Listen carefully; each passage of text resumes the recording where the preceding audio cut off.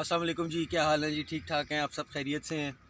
अच्छा, ये जो प्रोजेक्ट मैंने किया था इसमें एक और काम भी किया था, एक और अल्ट्रेशन हुई थी जो अक्सर लोग मुझसे फ़ोन पे पूछते हैं, तो वो मैं एक्सप्लेन नहीं कर सकता, इसलिए मैंने कहा एक छोटी सी वीडियो आप लोगों के लिए बना लूँ ताकि आप लोगों को समझ आ जाए। ये मेरी सुजुकी लॉन्ग चेसिस गाड़ी है, जिसको मैंने 4 डोर कन्वर्ट किया था और इसको मैंने इसका व्हील बेस लंबा किया हुआ था।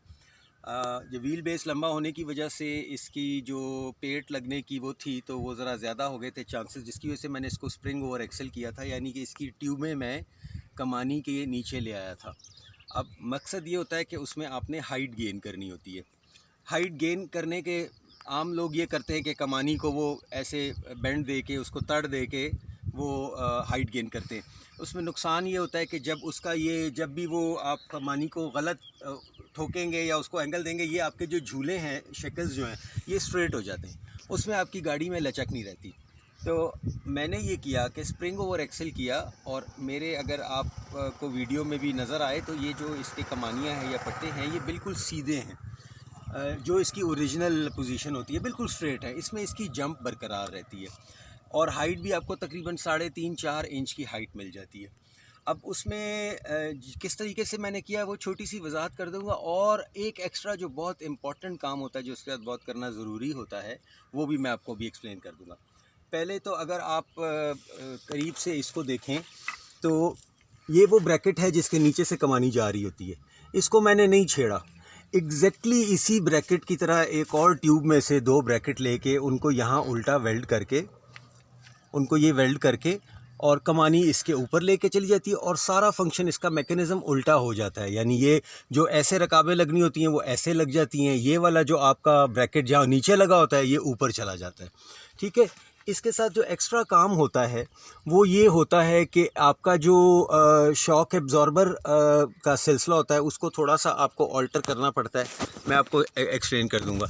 यानी वो अगर यहाँ पे चला जाता है ना, वो बहुत करीब चला जाता है जब ये वाली आपकी पट्टी ऊपर चली, तो उसके लिए आप ये देख लें कि मैंने उसको यहाँ से ट्यूब के साथ वो दिया हुआ है और वो उसकी लेंथ बराबर रही है।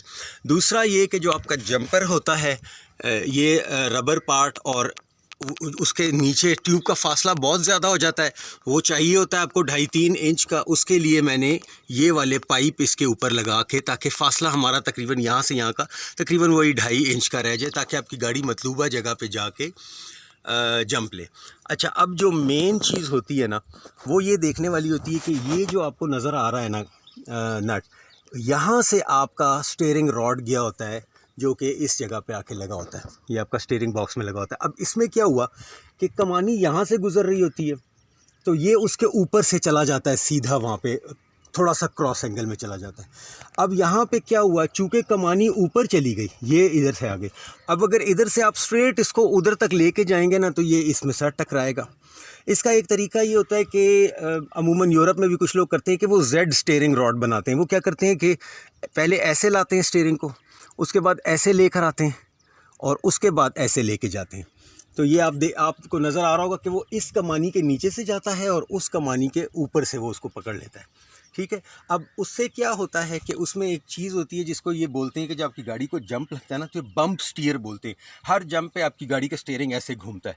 अगर आपने स्टीयरिंग लूज़ छोड़ा हो तो स्टीयरिंग घूमेगा, अगर आपने स्टीयरिंग को स्टिफ पकड़ा हुआ है तो वो आपकी गाड़ी ऐसे साइड मारती है। उसके लिए आपने इसको स्ट्रेट रखना होता है ताकि आपकी गाड़ी जंप में बिल्कुल ठीक रहे। उसके लिए मैंने जो काम किया वो ये किया कि अगर आप थोड़ा सा गौर से देखें तो इससे हमने डिस्कनेक्ट कर दिया स्टीयरिंग, और ये जो आपके टर्निंग बेरिंग वाला होता है जिसने हब को पकड़ा होता है, उसके ऊपर हमने एक ये बनाया, बैंड दिया, ये बैंड दिया और ये बैंड दिया, और इसके ऊपर हमने, ये लोहे का मैंने ख़ुद बनाया, इसके ऊपर हमने एंड आपका ये लगा के, और वो बिल्कुल स्ट्रेट, अगर आप फ्रंट से भी देखें तो ये रॉड बिल्कुल स्ट्रेट जा रहा है, वहाँ पे उसको टच कर रहा है।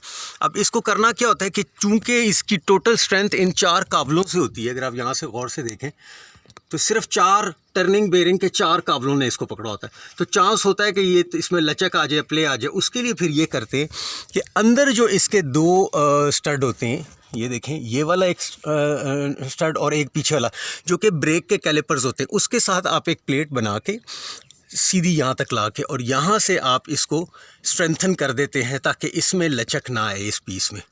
तो ये आपका सीधा बन के, यहाँ से इसका गैप भी अच्छा है, बेहतरीन इसकी लाइन हो गई, बिल्कुल स्ट्रेट। इसको आप देखें तो इसकी लाइन बिल्कुल बेहतरीन स्ट्रेट हो गई है, और आपकी गाड़ी की कमानियाँ भी अपनी जगह रह जाती हैं।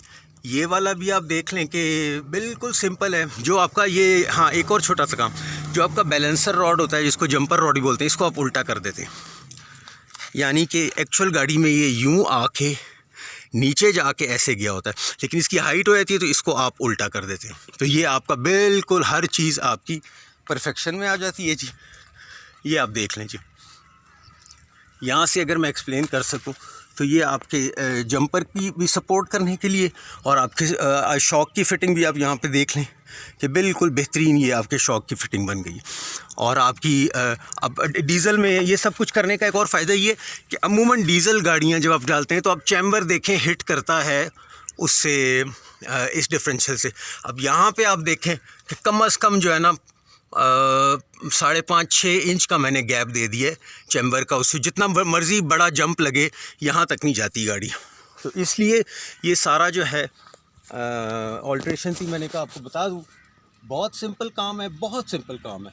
ब्रैकेट जो है आपके नीचे जो लगे हुए हैं उस तरह के आपके ब्रैकेट लेके आपने ऊपर लगाने हैं।